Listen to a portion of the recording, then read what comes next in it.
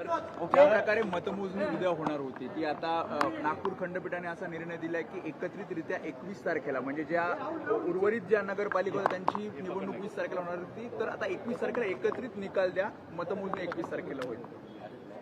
अजून मी काही निकाल वाचलेला नाही, पण तो जर खंडपीठाने दिलेला निकाल असेल तर तो सर्वांना मान्यच करावा लागेल.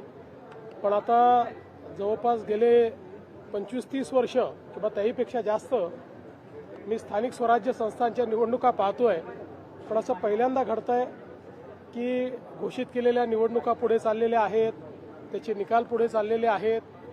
मला असं वाटतं की एकूणच ही जी काही सगळी पद्धती आहे ही पद्धती काही फार योग्य वाटत नाही. अर्थात खंडपीठ स्वायत्त आहे, त्यांनी निकाल दिला तर तो सगळ्यांना मान्य करावा लागेल. इलेक्शन कमिशनही स्वायत्त आहे, पण यातनं जे उमेदवार आहेत, जे मेहनत करतात, इतके दिवस प्रचार करतात, त्या सगळ्यांना एक प्रकारे त्याचा भ्रमनिरास होतो आणि सिस्टीमच्या फेलियरमुळे त्यांची काही चूक नसताना त्या ठिकाणी अशा पद्धतीनं या सगळ्या गोष्टी होणं काही योग्य नाही आहे. मला असं वाटतं अजून खूप निवडणुका इलेक्शन कमिशनला घ्यायच्या आहेत. या सगळ्या प्रक्रियेमध्ये निवडणूक आयोगाने सुधार आणला पाहिजे आणि किमान पुढच्या निवडणुकांमध्ये तरी असं होणार नाही हे निवडणूक आयोगाने बघितलं पाहिजे असं माझं मत. राज्य निवडणूक आयोगाची चूक वाटते, कारण ज्या प्रकारे दिवस दिले नाही, अपील केल्यानंतर 3 दिवस द्यायचे होते, त्यानंतर काही निवडणुका पुढे ढकलल्या आणि आता हा निर्णय येतो कोर्टात 24. आता माझं तरी मत असं आहे की मी चूक म्हणणार नाही. माझं मत असं आहे की जो काही कायदा आहे त्याचं चुकीचं इंटरप्रिटेशन हे करण्यात आलेलं आहे. म्हणजे निवडणूक आयोगाचे वकील कोण आहेत मला माहीत नाही. विथ ऑल ड्यू रिस्पेक्ट अतिशय चुकीचं इंटरप्रिटेशन केलेलं आहे, कारण इतके वर्ष या निवडणुका आम्ही लढवतो आहोत, त्याचे नियम आम्ही बघितलेले आहेत. मीही अनेक वकिलांची त्याचा सल्लामसलत केलेली आहे. माझं मत आहे की हे चुकीचं इंटरप्रिटेशन आहे आणि त्यातनं ही निवडणुकीची सगळी प्रक्रिया, कारण मी पुन्हा एकदा सांगतो की ज्या ठिकाणी सगळ्या गोष्टी फॉलो झालेल्या आहेत अशा ठिकाणी कोणीतरी कोर्टात गेलं आणि कोर्टाने त्याला दिलासाही दिला नाही तरी तो केवळ कोर्टात गेला म्हणून त्या ठिकाणी निवडणुका पुढे नेणं हे कुठल्याच तत्वात बसत नाही. हे अतिशय चुकीचं घडलेलं आहे. ठीक आहे, आता मी त्याच्यावर अधिक बोलणार नाही.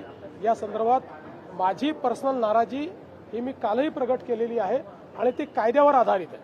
माझी काही इलेक्शन कमिशनवर नाराजी नाही आहे. माझी नाराजी कायदेशीररित्या होत नाही याच्यावर आहे. जे 50% वरती जे आरक्षण गेलेलं आहे, मतदान झालेलं या ठिकाणी आज मतदान होतं. आता 20 तारखेपर्यंत सरसकट सगळीकडे आचारसंहिता मुद्दा आता परत एकदा उपस्थित आहे, कारण की निकाल 21 तारखेला येणार आहे.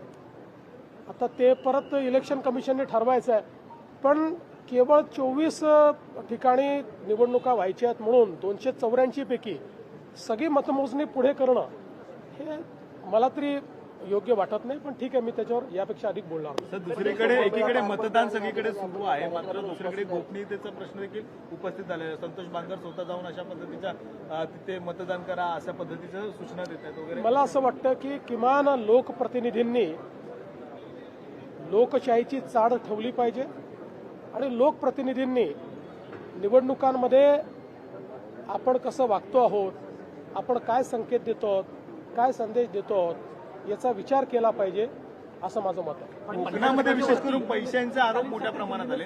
कोकणात काल सुद्धा पैशांचे आरोप आहेत ते मोठ्या प्रमाणात झालेले पाहायला मिळतात. पैसे वाटप करताना एकीकडे काही सगळेच एकमेकावर आरोप करतात. या संदर्भात निवडणूक आयोग आणि पोलीस हे दोघेही सतर्क आहेत. कुठे गडबड झाली तर त्या ठिकाणी जी काही कायदेशीर कारवाई ती कारवाई देखील चाललेली आहे. मला असं वाटतं की ओव्हरऑल जर आपण बघितलं तर या निवडणुका शांतपणे पार पाडलेल्या आहेत. काही ठिकाणी टेन्शन आहेत, काही ठिकाणी अतिशय टोकाचे मतभेद देखील झालेले आहेत. होणं योग्य नाही आहे याचा सगळ्यांनी विचार केला पाहिजे.